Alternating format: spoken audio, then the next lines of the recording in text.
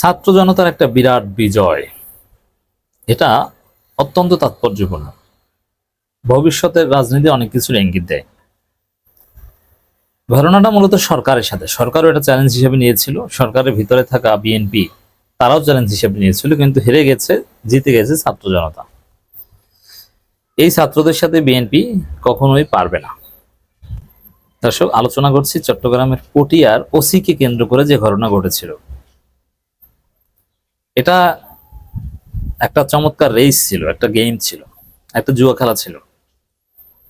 ছাত্র জনতা ওসিকে সরানোর দাবিতে মিছিল করেছে, অবরোধ করেছে।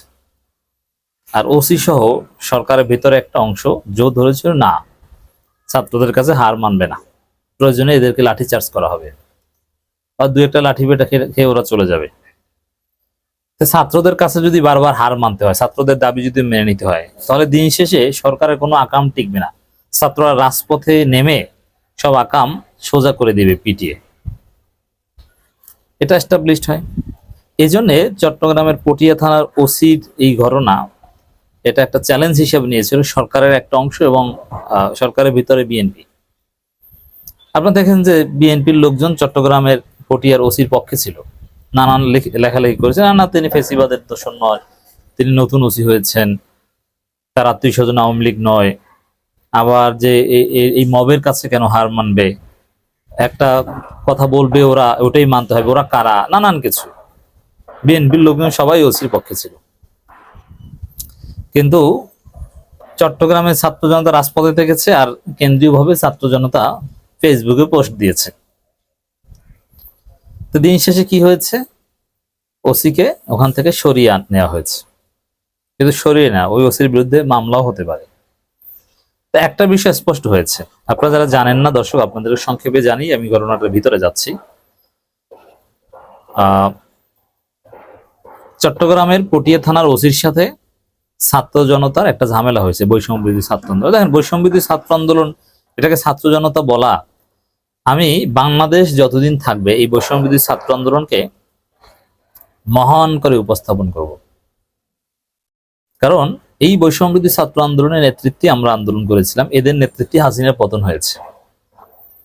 তবে এই নামটা যদি কেউ অকৃতজ্ঞতার সাথে দেখে, এটা দুঃখজনক। এই বৈষম্য বিরোধী ছাত্র আন্দোলন এবং সমন্বয়ক, এই বিষয়টা অনেক বড় কিছু, মহান কিছু। এটাকে ছোট করে দেখা যাবে না, তাদের অবদান অসামান্য। তারাই মুক্তিযুদ্ধের মূল ফোর্স, তারাই হচ্ছে মুক্তিযোদ্ধা দ্বিতীয় স্বাধীনতার। তো দর্শক, সেই বৈষম্যবিরোধী ছাত্র আন্দোলনের এবং তাদের সাথে জনতা আছে, ছাত্রদের সাথে ওসির ঝামেলা হয়েছে। ওসি আওয়ামী লীগের, ছাত্রলীগের লোকজনকে ধরে ছেড়ে দেয়, আর ছাত্ররা বলছে যে ছাড়া যাবে না। এগুলো নিয়ে এক পর্যায়ে ঝামেলা, এক পর্যায়ে ওসি লাঠিচার্জ করেছে, গালাগালি করেছে, সেই করবেন সেই হুমকি ধুমকি দিয়েছে ছাত্রদেরকে। ছাত্র আন্দোলন করেছে, থানা ঘেরাও করেছে, মিছিল করেছে, অবরোধ করেছে। কিন্তু না, ওসি সেনাবাহিনী, তারা সেনাবাহিনীরও একটা অংশ, তারা ওসিকে বাঁচাবেই, এই ওসি ঠিক আছে, এরা মব, অমুক তমুক। শেষ পর্যন্ত কি হয়েছে, ওসিকে সরাতে বাধ্য হয়েছে, ওসির বিরুদ্ধে শাস্তিমূলক ব্যবস্থা নিতে বাধ্য হয়েছে। বোঝা গেল যে এই ছাত্র জনতা যে কোনো সময় আবার রাজপথে নামতে পারে। কোনো ওসি, কোনো সেনাবাহিনী যদি দালালি করে জনগণের বিরুদ্ধে, যে তার পক্ষে ওইরকম দুই একটা বিএনপি টাইপের দল থাকলেও কোনো লাভ নেই, তাকে কেউ বাঁচাতে পারে না। তো প্রশাসনে যারা বিএনপির দালালি শুরু করেছে, তারা এটা থেকে শিক্ষা নিক, যে বিএনপির দালালি করে লাভ নেই। ছাত্র জনতা যে কাউকে এখনো জয় বাংলা করে দিতে পারে, পিনাকি ভট্টাচার্যরা এখনো যে কাউকে জয় বাংলা করে দিতে পারে। অতএব দালালি করবেন না। ছাত্র জনতার সক্ষমতা কি চট্টগ্রামে পটিয়ে প্রমাণিত হলো। চট্টগ্রামে যদি প্রমাণিত হয়, আর পলিটিক্যাল পার্টির সাপোর্ট ছাড়া, তাহলে ঢাকায় কি হতে পারে চিন্তা করে দেখেন। যেখানে শত শত বিশ্ববিদ্যালয়, কলেজ, সেখানে ছাত্র জনতা, কোনো সরকার, কেউ কারো কোনো আকাম টলারেটি করবে না। এই ছাত্রদের সাথে কেউ পারবে না। বাংলাদেশের ভাগ্য নির্ধারণ হবে ছাত্র জনতার কথায়। ছাত্র জনতার কথায় হাসিনা পতন হয়েছে, ছাত্র জনতার কথায় আগামী দিনে ভবিষ্যৎ নির্মাণ হবে। তো এরা কারা? এরা ছাত্র, এরা মব বিক্ষোভ বলে বিএনপির কোনো লাভ নেই, বিএনপি বরং ছিটকে পড়বে। পুলিশের সাথে সংঘর্ষে পুলিশ এই বৈষম্যবিরোধী ছাত্র আন্দোলন নেতাদেরকে পিটিয়েছে। আপনি চিন্তা করছেন পেটানোর সিদ্ধান্ত কি তারা এমনি এমনি নিয়েছে? না, এটা একটা বড় চ্যালেঞ্জ যে না, ওদের কথায় চলা যাবে না। ওরা এখানে হারলেই তো সারা দেশে একটা নজির স্থাপন হতো না, এখন আর বৈষম্যবিরোধী ছাত্র আন্দোলনের কথা শুনে না।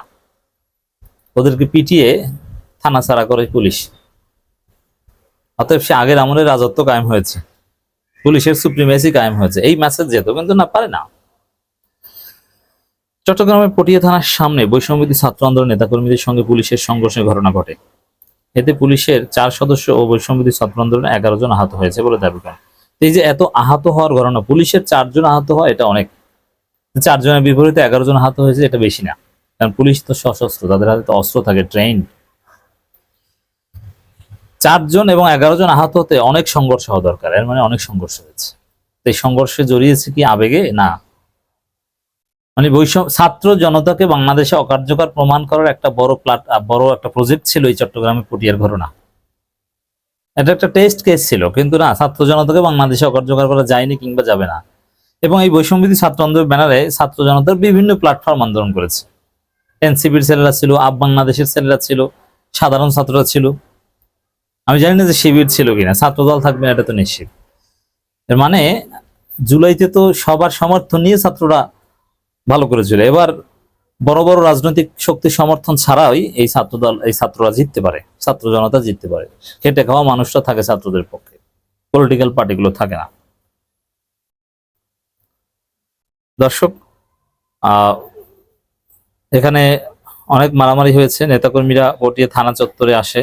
তবে ওই ছাত্রলীগের নেতার নামে কোনো, মানে এক ছাত্রলীগ নেতা গ্রেপ্তার করে পুলিশ, মানে পুলিশের কাছে দেয়। তবে ছাত্রলীগ নেতার নামে কোনো মামলা না থাকায় পুলিশ তাকে গ্রেপ্তার করতে চায়নি। এ নিয়ে আন্দোলনকারীরা নেতাকর্মীদের সঙ্গে পুলিশের উত্তেজনা দেখা যায় এবং পরে সংঘর্ষ ঘটনা ঘটে। পরিস্থিতি উত্তপ্ত হয়ে উঠলে পুলিশের ছাত্রলীগ নেতাকে নিজেদের হেফাজতে নেয়। মানে ছাত্রলীগ বাঁচাতে এখন পুলিশ বৈষম্যবিরোধী ছাত্র আন্দোলনের সাথে উপর লাঠিচার্জ করে।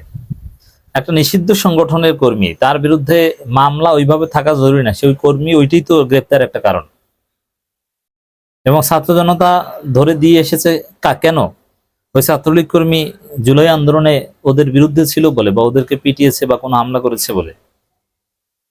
ওটা তো ওদের সম্মানেও ওকে গ্রেপ্তার দেখানো উচিত। এমন কত বড় আওয়ামী দালাল হলে নিষিদ্ধ সংগঠন ছাত্রলীগকে ছেড়ে দেয়। এখন মজা বুঝছে না?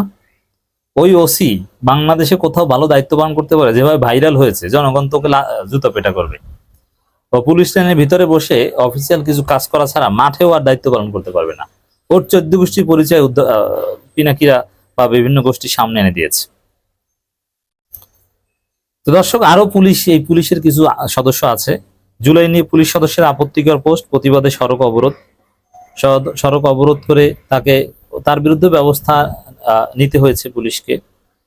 এভাবে বিভিন্ন জায়গায় এই পুলিশ বা সরকারের একটা অংশ বিএনপির সহায়তা নিয়ে, যারা এখন আগে আওয়ামী লীগ করতে এখন বিএনপির দালালি করে, তারা ছাত্রদের কাছে পরাজিত হচ্ছে, ছাত্ররা জয়লাভ করছে।